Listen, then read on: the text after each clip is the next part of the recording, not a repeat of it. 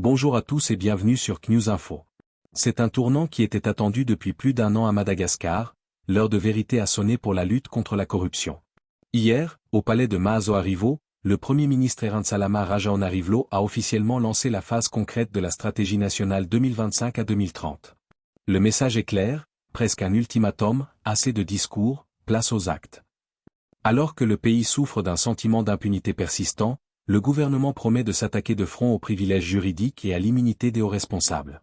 Entre pression de la rue, notamment de la GNZ, et nécessité de réformer la Haute Cour de justice, le défi est immense. Peut-on enfin espérer une tolérance zéro sur la Grande Île? Nous faisons le point sur ce plan de bataille qui doit transformer l'administration malgache d'ici 2030. Madagascar, le Premier ministre exige des « actes concrets » dans la lutte contre la corruption. Un an après sa validation officielle, la stratégie nationale de lutte contre la corruption, SNLCC, 2025 à 2030 entre enfin dans sa phase opérationnelle. Lors du premier comité de pilotage tenu hier au palais d'État de Maazoarivo, le ton a été donné, l'heure n'est plus au discours, mais à l'offensive contre l'impunité. Le réveil d'une stratégie en attente. Bien que le document cadre ait été validé en Conseil des ministres le 15 janvier 2025, il aura fallu attendre une année entière pour que le mécanisme se mette véritablement en marche. La réunion d'hier, coprésidée par le Premier ministre Erinsalama Rajaonarivalo et le président du Comité pour la sauvegarde de l'intégrité, CSI, Jean-Louis Andriamifidi, marque le coup d'envoi technique des réformes prévues jusqu'en 2030. Pour le chef du gouvernement, cette inertie doit cesser. Il a insisté sur la nécessité pour chaque acteur public d'adopter un « comportement exemplaire » au quotidien.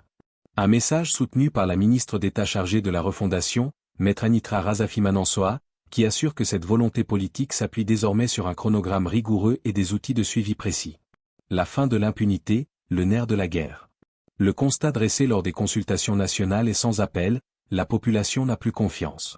En cause, une répression jugée trop faible et un sentiment d'impunité généralisé. La SNLCC 2025 à 2030 s'articule donc autour de trois piliers majeurs. L'éradication de l'impunité. La coordination transversale, État, société civile, secteur privé, partenaires financiers. L'ancrage d'une culture de l'intégrité par le respect strict des lois. La réforme ne saurait se limiter au discours. Elle doit se traduire par des actions concrètes, a martelé le Premier ministre. Vers une levée des verrous juridiques. Le rapport d'évaluation pointe du doigt un obstacle majeur, les privilèges de juridiction. Actuellement, les immunités parlementaires et le passage obligé par la Haute Cour de justice, HCJ, pour les hauts responsables constituent de véritables freins à la justice. Pour y remédier, la stratégie prévoit des mesures drastiques. Révision de la loi organique sur la HCJ pour éliminer les blocages procéduraux. Création d'un comité ad hoc chargé d'harmoniser les textes contradictoires sur les immunités. Encadrement des autorisations de poursuite avec l'introduction de délais de réponse stricts pour l'administration. Une pression sociale grandissante. L'attente est immense, notamment au sein de la jeune génération. Sur les réseaux sociaux, des mouvements comme GNZ Madagascar ne se contentent plus de promesses.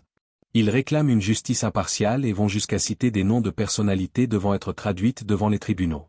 Pour l'exécutif, l'enjeu de cette année 2026 est double, prouver sa sincérité par des réformes législatives courageuses et regagner la confiance des citoyens par des résultats palpables.